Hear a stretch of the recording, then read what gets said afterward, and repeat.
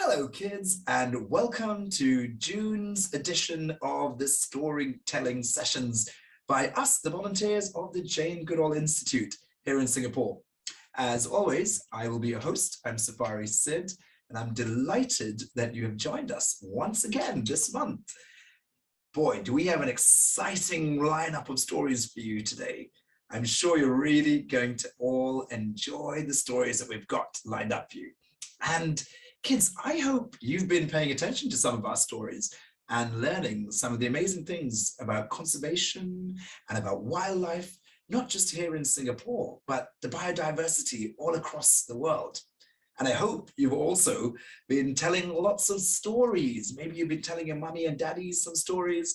Maybe you've been telling some of your friends some stories.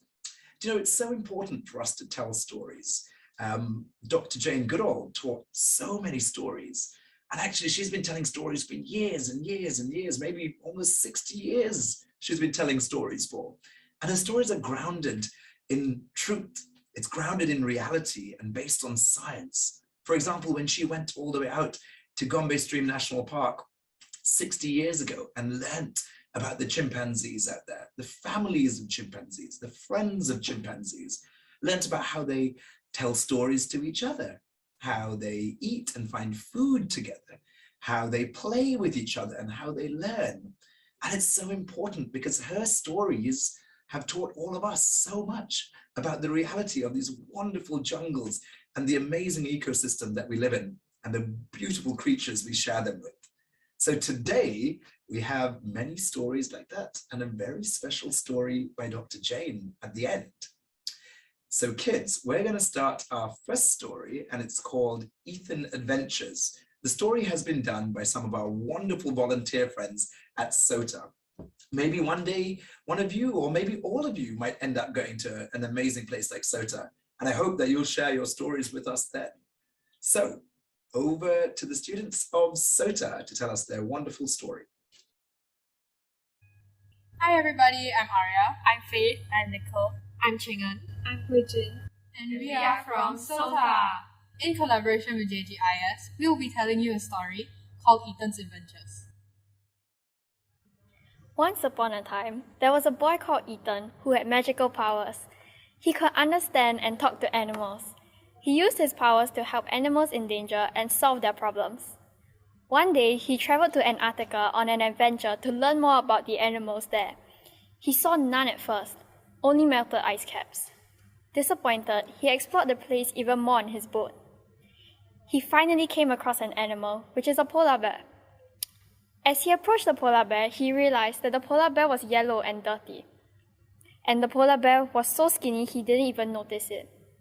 He walked slowly, hoping not to scare it, as he did not wish to cause any harm to the polar bear. Instead, only wanted to help it. He introduced himself and said, "Hey there, polar bear. I'm Ethan. You can understand me, right? I want to help you all. Do you have a name?" The polar bear seemed scared at first, which did not shock Ethan as he was used to it. Instead, Ethan just smiled at the polar bear, hoping to gain some trust from it. Finally, after some time, the polar bear replied. It said, Hi, Ethan. My name is Olaf. How are you talking to me? I can communicate with animals like you. I use this power to save and learn more about the animals all around the world. You look very gloomy. What's the matter? The weather here is way too warm. All the ice caps are melting, and my habitat is slowly disappearing because of global warming. I've lost my friends and family due to this horrible weather too. Ethan was heartbroken after hearing about Olaf's tragic story. Oh no, Olaf. I didn't know the animals here are suffering this much from global warming. Looking at the water, he realized it was murky and plastic bottles floated around and very small blocks of icebergs were left. Ah yes, I've got the perfect idea. Olaf, come with me and I'll bring you to a much better place. Whoosh!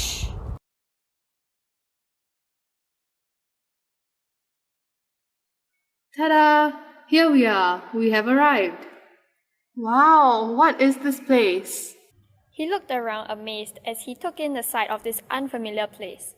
He could sense that it was a welcoming place and wanted to know what it was. It's a place for you to rest and recharge while my friends and I improve your habitat. It's cold here and we have raw fish for you to eat. Wow, this is so cool. Thank you so much. Now I shall return to the North Pole and fix your habitat. And with a big whoosh, Ethan disappears. He went back to his hometown and gathered all his friends to help him. Hi guys, I need your help. There's an animal of the North Pole that needs help to rebuild its habitat. Will you help me? Yes, of course we will help. Ethan was elated and thus began their journey to help out Olaf rebuild his habitat. Over the course of a few months, they went around the world to pick up the trash lying on the ground and tried to spread awareness about what global warming is. He went around putting up posters about global warming and how to stop it. A few weeks later, he received news that the ice caps in the North Pole were no longer melting at an alarming rate and that the polar bears were no longer endangered. Ethan was ecstatic. He thanked all his friends for their help and decided to bring Olaf back to the North Pole. With a big whoosh, Ethan reaches the place that Olaf was resting in. Olaf! Olaf looked much healthier, and Ethan was so excited to bring him back to his original habitat, which he had fixed with the help of people around the world. Hey Ethan, I feel so much healthier. Thank you for helping me out. That's great, Olaf, but I have one more surprise for you. Come with me, I will take you to your habitat now. Whoosh! Whoa, the ice is returning, and all the fishes in the sea are swimming. I can make so many good catches now. The water is so much cleaner too.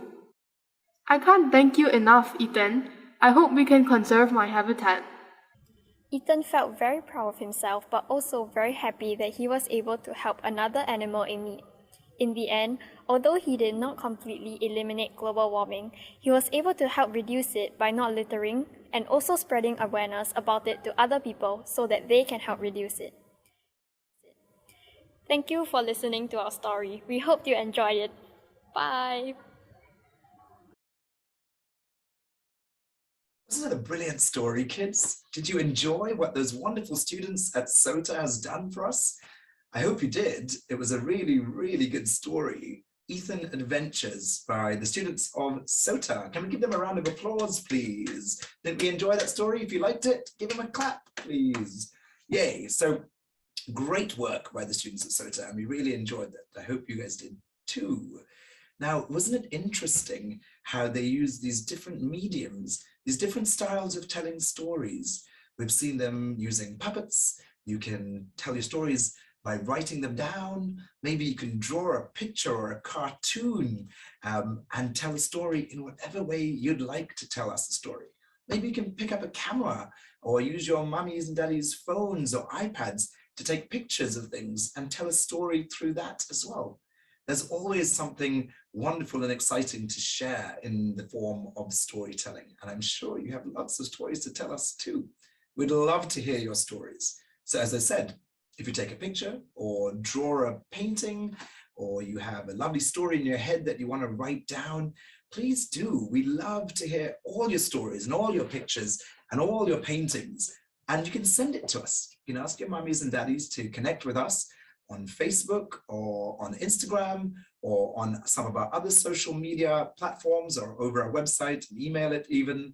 And we'd love to feature some of your amazing stories on one of our storytelling sessions. And maybe one day you can come and join me on one of our storytelling sessions. You could host it with me, or you could tell the story just like the kids at SOTA did as well. So without further ado, we have our next story coming up. And our next story is called Exotic Rattlers. And it's done by our wonderful volunteer friends and students of the Lasalle College of the Arts in Singapore. It's a brilliant animation. I think you're really going to enjoy it. So enjoy the story. Hi, my name is Chloe from Lasalle Animation, and we collaborated with the Jane Goodall Institute of Singapore to produce this video called Exotic Rattlers. This animation is about a California king snake and the harsh condition it goes through while being traded, shipped in a tiny crate, and being mistreated by its owners. We made this animation to raise awareness of the illegal wildlife trade in Singapore. And through the collaboration, we learned about the consequences of engaging in the wildlife trade and the effective steps to take if we see any suspicious wildlife activity going on. We hope that you will be part of our cause to fight against the illegal wildlife trade. Thank you! The illegal wildlife trade is a huge underground market worth billions of dollars globally. Its claws are sunk deep into the roots of social wealth, status, and influences. Many exotic animals are displaced from their natural habitats for human consumption and entertainment. Being captured, killed, or bred secretly for profit, most of these animals are smuggled into the country through ships under tightly sealed containers. But not all are strong enough to survive such extreme and poor conditions during their travel. So many die from their stressful confinement even before they reach their destination. If they are lucky, survivors would be rescued upon docking under local law enforcement. But much like the hundreds and thousands of crates being moved in and out of the harbour daily, it is very unlikely that many of these smuggled exotic animals are found. Those that bypass undetected are taken to their buyers henceforth, living lives for their worth through likes, views, follower counts, and until they grow bored of the animal. But what if these animals are bought as genuine pets to be loved and cared for? Well, even if that was the case, wildlife animals may still potentially carry diseases and could cause more harm than good if they bite because they are stressed. There is also no guarantee that habitats prepared for these exotic animals are suitable for them to live in comfortably for long periods of time either. Some animals escape their confinement or end up as abandoned pets, and some of these animals even become invasive species that threaten our native wildlife and ecosystems. For escaped or abandoned pets, traversing foreign territory after being disoriented can be a scary thing to experience. Being uncertain of whether they'll be predator or prey within this new ecosystem could cause immense stress. With that in mind, we cannot blame our furry, scaly, or feathery friends for the damage they would do under such traumatizing circumstances. If there were anyone to blame, it would be the profit seekers in the illegal wildlife market trade, as well as the knowing or unknowing participating buyers in these exchanges. With COVID-19 still raging on, these numbers will continue to fluctuate the more people are exposed to the market through social media, baited with the count of how adorable an illegal pet would be. So please, if you ever discover anyone who is in possession of any of these animals, call NParks at 1-800 476 1600 or Acres at 9783 7782 to inform and alert them of the situation at hand. Because with every little help that you extend, an innocent wild animal may be saved from ever being hurt. Oh, and if you ever have a friend, a family member, or even yourself are tempted to acquire an illegal, exotic pet of your own, just remember that the consequences would only lead you to a hefty fine and life behind bars. If we are able to stop the demand, we will stop the trade.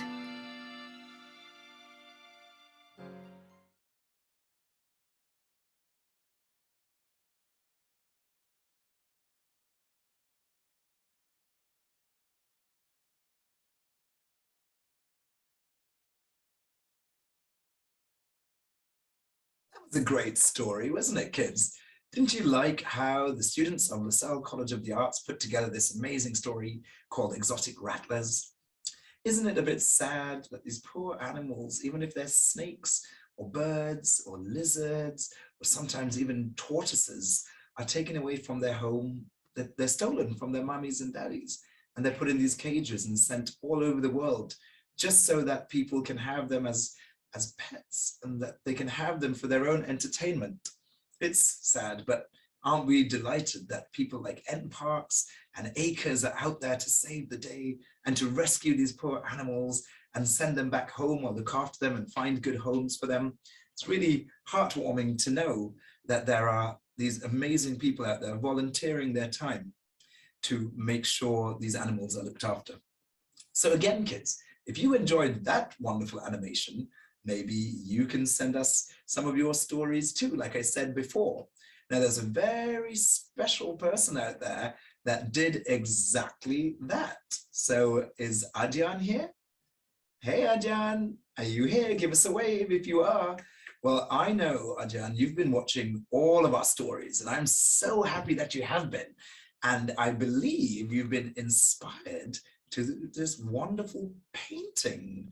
Look at this, it's great. I love your penguin painting. It's so nice and we really like it. So please do keep sending us some more wonderful paintings. We've seen amazing giraffes, we've seen penguins and so many other amazing paintings, drawings, stories. So please do send us more of them and we would love to feature them on our storytelling sessions.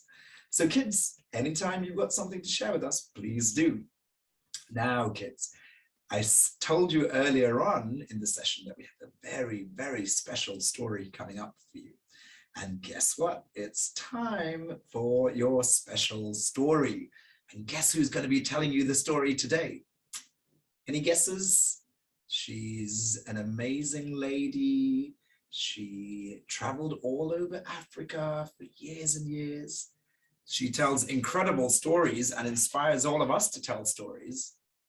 Yes, it's Dr. Jane Goodall herself, who inspired us to volunteer and work and tell these stories and do all this amazing conservation work as well. So we are absolutely delighted to have her telling us one of her stories today. So pay close attention to what she's going to say, and I'm sure you'll learn so much from her, kids. Enjoy. Hello, here's Dr. Jane to read another book. And this is one of my favorites. It's called Me, Jane, and it's by a special friend of mine called Patrick McDonnell. He's the one who does the mutt strips. I bet some of you know the mutt strips. And it's actually a very special book because he dedicated it to me. So it's very precious. It's about me when I was a little girl, and my dreams.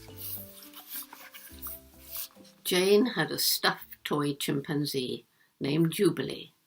And you know, I've still got Jubilee, and I would show him to you, but he's in an exhibition in Washington, D.C., put on by the National Geographic.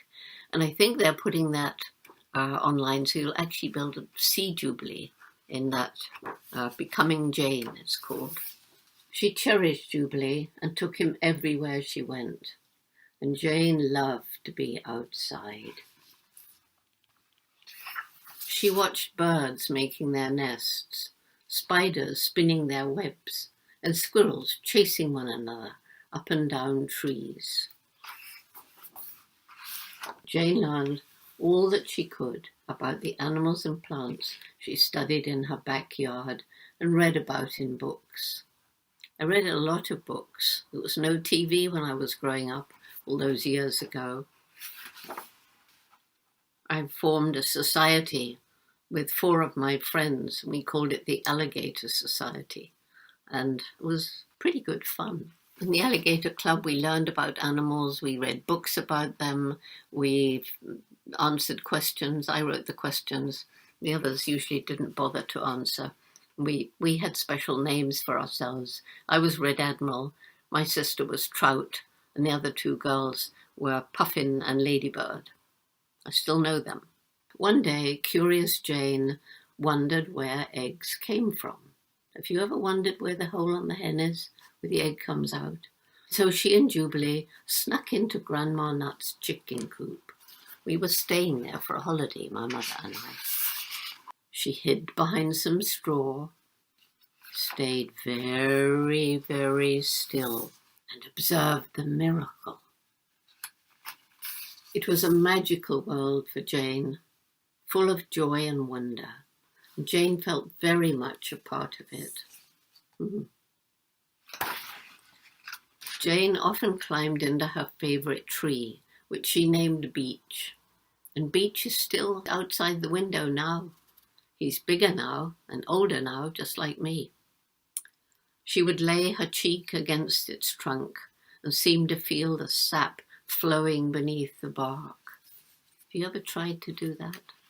It's the blood of the tree, sucks up from the ground. Jane could feel her own heart beating, beating, beating. With the wind in her hair, she read and reread the books about Tarzan of the Apes, in which another girl, also named Jane, lived in the jungles of Africa. Jane dreamed of life in Africa too. A life living with and helping all animals. At night, Jane would tuck Jubilee into bed, say her prayers, and fall asleep. To awake one day to her dream come true. Such a special picture. That's the dream come true. Me and Flo's son, little Flint. So I hope you enjoyed that book. At the back there's some talking about me, and then a message from me, and I'll read you the message.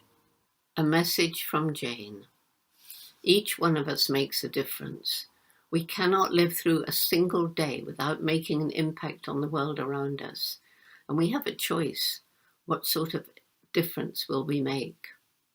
The life of each one of us matters in the scheme of things, and I encourage everyone, especially young people, to make the world a better place for people, animals, and the environment.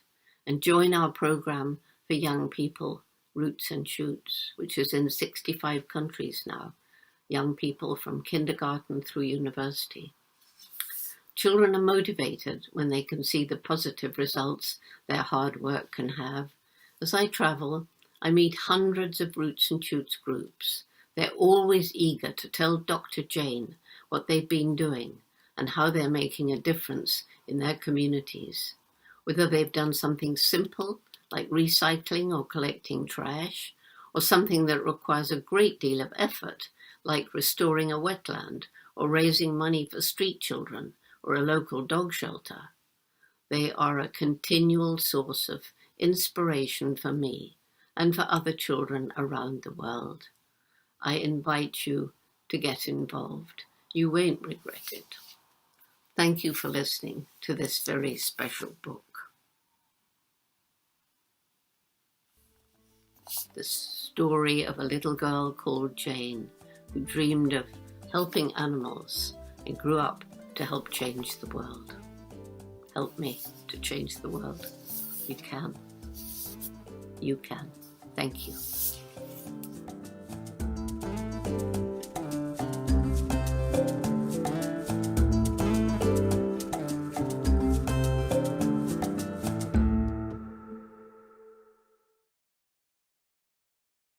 Wow, what an absolute treat to hear a story from the most amazing storyteller out there, Dr. Jane Goodall herself. And didn't we learn a little something about Dr. Jane's incredible, magical life that she's had in her story, Me, Jane? I really enjoyed that one. It never gets tired. I've heard it a few times and I still love it. And I hope you all loved it too.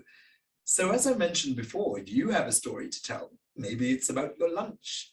Maybe it's about some of the little creatures or animals that you saw on the way to school today or while you were playing with your friends.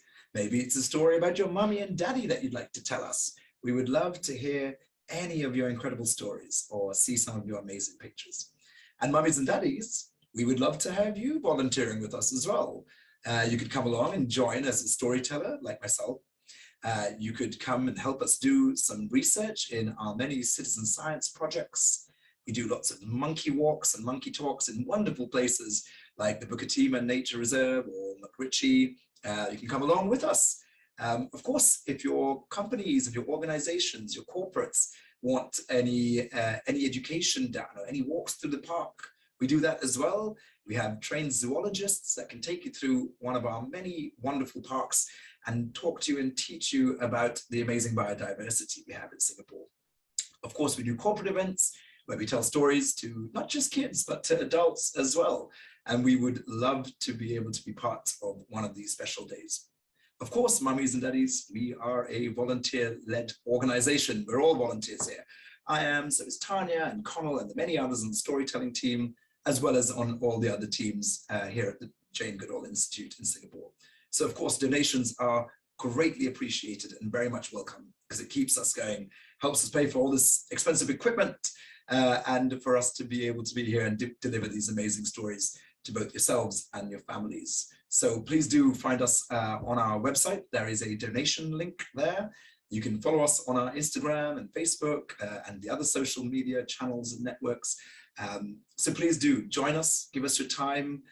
If you can spare some, we always appreciate financial donations as well, or bring us on for one of your corporate events. We'd love to be there. And back to kids. Hope you guys all had a wonderful session today. I definitely enjoyed it, and I hope you'll join us for our next session at the end of July, and I'm looking forward to seeing you then. So from all of us here at the Jane Goodall Institute in Singapore, thank you very much. I'm Sapari Sid, and I'll see you next time. Bye.